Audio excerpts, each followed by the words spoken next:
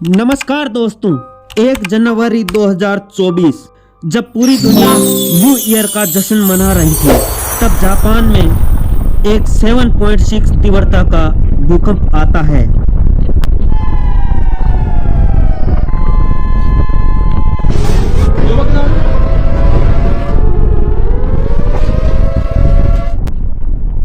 यह केवल एक भूकंप ही नहीं था, इसमें कई सारे अर्थक्वेक देखने को मिले। दोस्तों, कुल एक ही दिन में यहाँ पर 150 से ज़्यादा भूकंप के झटके महसूस किए गए।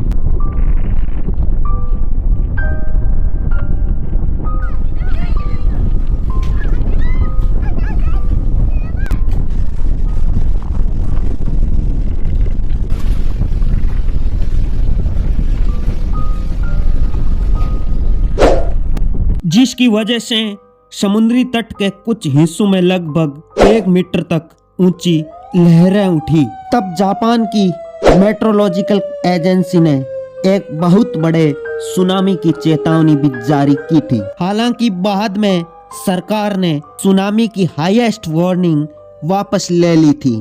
तब जापानी प्रधानमंत्री फूमियो किशिदा ने टेलीविजन पर प्रसारित एक संबोधन में नागरिकों को जगह खाली करने के आदेश की बारीकी से पालना करने को कहा गया था।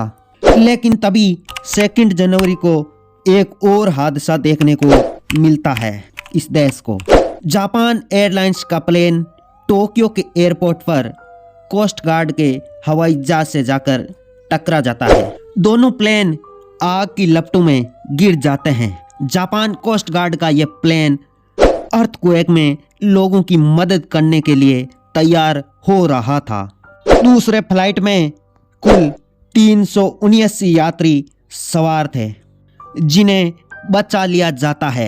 वहीं तटरक्षक विमान में 6 लोग सवार थे, जिनमें से 5 लोगों की मौत हो जाती है।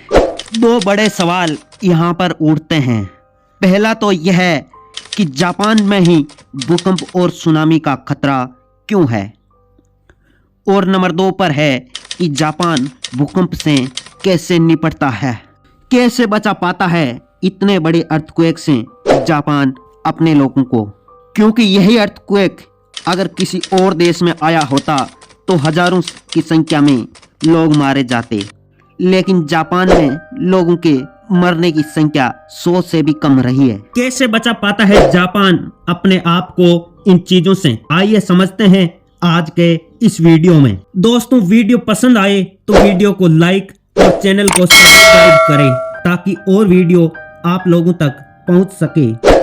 आइए टॉपिक पर वापस चलते हैं। दोस्तों, पहले प्रश्न का उत्तर तो आपको जापान के इस नक्शे को देख कर ही मिल गया होगा।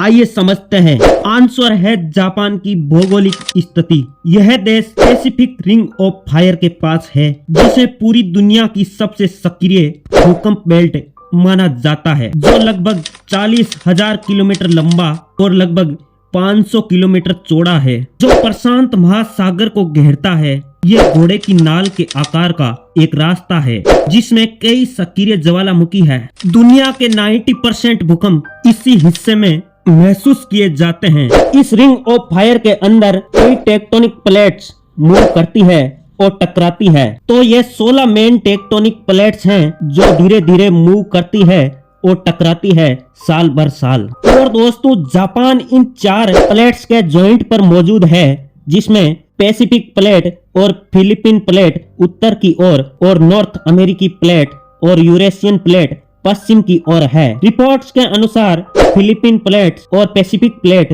पश्चिम की ओर मूव कर रही है, जिसकी वजह से दुनिया में सबसे ज्यादा भूकंप जापान में ही आते हैं, और साथ ही साथ सबसे ज्यादा ज्वालामुखी और सुनामी भी यही देखने को मिलते हैं, और सबसे ज्यादा खतरा भी जापान को ही होता है। दुनिया के 90% अर्थक्वेक इस रिंग ऑफ फायर में ही आते हैं, क्योंकि यहाँ की भौगोलिक स्थिति भी ऐसी है। तो इतिहास में हमेशा से ही जापान का देश डेंजर जोन में रहा है, लेकिन शायद इसी वजह से जापान सबसे आगे भी रहा है। इन सबसे अपने आप को बचाने में जापान के लोग यहाँ अपनी इमारतों को भूकंप प्रतिरोधी बनाते हैं। इन प्रतिरोधी बिल्डिंगों के 3 कोड है, यानी इनके 3 प्रकार है, जिसमें पहला आता है क्यूताइसिन। दोस्तों, इस प्रकार में जापान की वह इमारत आती है जिसको जापान में भूकंपीय तीव्रता 5 से कम के लिए डिजाइन किया जाता है। अगर भूकंप की तीव्रता 5 से ज्यादा है तब इन इमारतों को खतरा रहता है और यह इमारतें बाकी की तुलना में सस्ती होती है। फिर नंबर 2 पर आता है शिनताइशिन कोड। इसमें बिल्डिंगों को भूकंप के खिलाफ अधिक ताकत प्रदान करने के लिए बीम, खंबे और दीवारें अधिक मोटी होती है। यह विधि कम ऊंची इमारतों के लिए उपयुक्त है। इसमें बिल्डिंग के नीचे रबर के बड़े बड़े डैम्पर्स लगाए जाते हैं जो भूकंप की ऊर्जा को अवशोषित करते हैं और झटकों को कुछ हद तक कम कर देते हैं। फिर नंबर 3 पर आता है मेंशिन बेस आइसोलेशन सिस्टम। यह सबसे महंगा तरीका है बिल्डिंग बनाने का और जापान में सबसे सुरक्षित भी माना जाता है। इसमें बिल्डिंग की जो संरचना है वो जमीन से अलग होती है।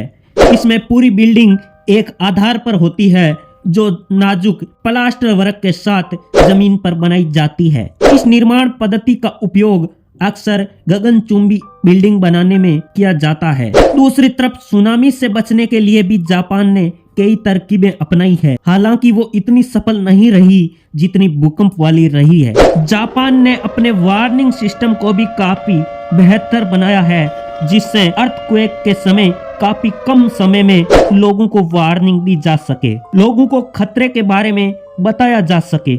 जापान में आया 2011 का अर्थक्वेक बहुत खतरनाक था। यह जापान के इतिहास का सबसे खतरनाक माना गया। इसमें करीब 20,000 लोग मारे गए। भगवान का शुक्रिया इस साल का अर्थक्वेक इतना खतरनाक और जानलेवा नहीं निकला। बहुत बहुत धन्यवाद।